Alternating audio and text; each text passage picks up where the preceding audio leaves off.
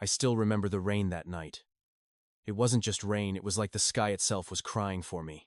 I stood on the front porch of the only home I'd ever known. Suitcase in one hand, car keys in the other, while my stepmother slammed the door behind me.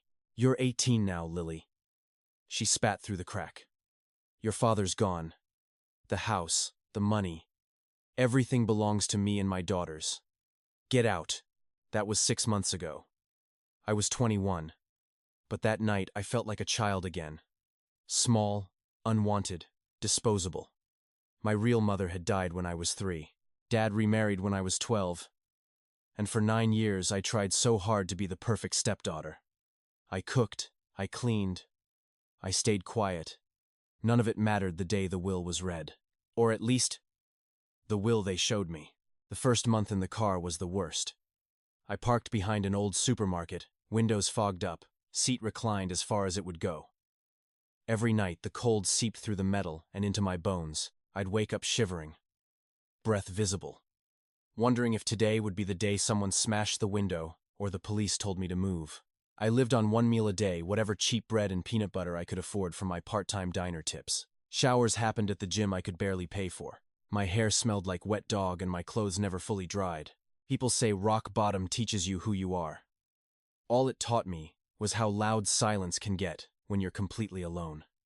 I cried so much those first weeks that my eyes stayed swollen. Then one freezing Tuesday, scrolling through my dying phone in a McDonald's parking lot, I saw the ad. Abandoned Victorian house. $1. Must be moved in immediately. As is condition. Serious buyers only. Mines is savers. Mines is saver. Only from Halfer. 18 and Heiress. Abandoned Victorian house. $1. It sounded like a scam, but the pictures showed a big old house on the edge of town, ivy crawling up the walls, windows boarded like tired eyes. I drove there the same afternoon, heart hammering so hard I could feel it in my throat. The realtor, a tired woman in a cheap suit, met me at the gate. "Place has been empty 30 years, she muttered. "Previous owner died without heirs. City wants it off the books. Sign here, pay the $1, and it's yours. Good luck." I signed. With the last $43 in my account, I bought a cheap mattress, a flashlight, and cleaning supplies. That night, I slept inside 4 walls for the first time in 3 months. The house smelled of dust and old wood, and something sweeter like forgotten roses. The floorboards creaked under my sneakers, like they were whispering secrets. The first week I worked until my hands bled. I ripped down spiderwebs, scrubbed black mold from the bathroom tiles, nailed plastic over broken windows to keep the wind out. Every night, the house made noises, soft thumps upstairs, the groan of pipes that hadn't carried water in decades. I told myself it was just the wind, but sometimes, when the moon was full, I swore I heard footsteps crossing the hallway above my mattress on the living room floor. On the 10th night, I found the first clue.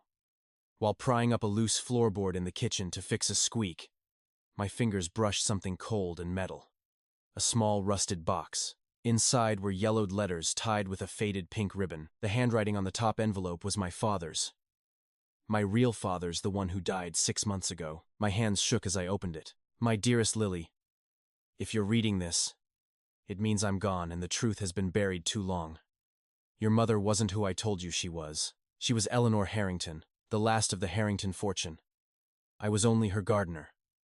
We fell in love. When you were born, her family tried to take you away. I ran with you. I changed our names. I thought I was protecting you. But I kept the papers. The house you're standing in right now, it's yours. The real will is hidden behind the 3rd mirror in the upstairs hallway. Forgive me. I love you more than life." I sat there on the dirty floor, tears cutting clean lines through the dust on my cheeks. The house wasn't random. It had been waiting for me. The next morning I found the mirror. It took all my strength to pull it off the wall.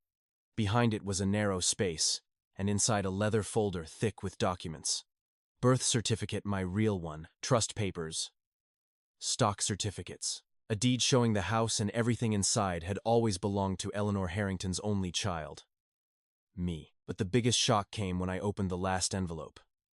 A DNA test dated 3 years ago, signed by my father. And a letter from a lawyer, saying my stepmother had known the entire time. She had hidden the real will, forged another one, and planned to sell this house the moment I was out of the picture. The no heirs story was her lie to the city. I felt the floor drop out from under me.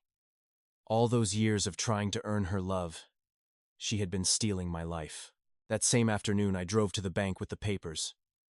The manager's eyes widened when he saw the numbers. Over $7 million sitting in a trust that had been waiting for me since I turned 21 2 weeks before my father died. The house wasn't worth $1. It was worth everything. I didn't scream. I didn't cry in front of strangers. I just signed where they told me and walked out into the sunlight feeling something I hadn't felt in months, warmth that wasn't coming from a car heater. 2 months later, the house looks like a home. Fresh white paint, roses blooming, where I planted them along the porch. Windows that actually let light in. I kept the old letters in a beautiful frame above the fireplace. Sometimes at night I still hear the floorboards creak. But now they sound like gentle footsteps of someone who's finally come home. My stepmother tried to fight it. The lawyers made sure she lost. I didn't take everything from her, just what was mine. I left her, the house she stole from my father. Funny how karma works. I still sleep on the same mattress some nights. Just to remember. Because rock bottom wasn't the end. It was the door. If you're out there right now, living in your car, sleeping on someone's couch, feeling like the world has thrown you away, please hear me. The house you need might be waiting for you too. It might look broken. It might cost $1, but sometimes the ugliest places hold the most beautiful truths. My name is Lily Harrington. And for the first time in my life, I'm not just surviving. I'm home. And maybe, just maybe, you will be too. 2 months later, the house looks like a home. Fresh white paint, roses blooming, where I planted them along the porch. Windows that actually let light in. I kept the old letters in a beautiful frame above the fireplace. Sometimes at night I still hear the floorboards creak. But now they sound like gentle footsteps of someone who's finally come home. My stepmother tried to fight it. The lawyers made sure she lost. I didn't take everything from her, just what was mine. I left her, the house she stole from my father. Funny how karma works. I still sleep on the same mattress some nights. Just to remember. Because rock bottom wasn't the end. It was the door. If you're out there right now, living in your car, sleeping on someone's couch, feeling like the world has thrown you away, please hear me. The house you need might be waiting for you too. It might look broken. It might cost $1, but sometimes the ugliest places hold the most beautiful truths. My name is Lily Harrington. And for the first time in my life, I'm not just surviving. I'm home.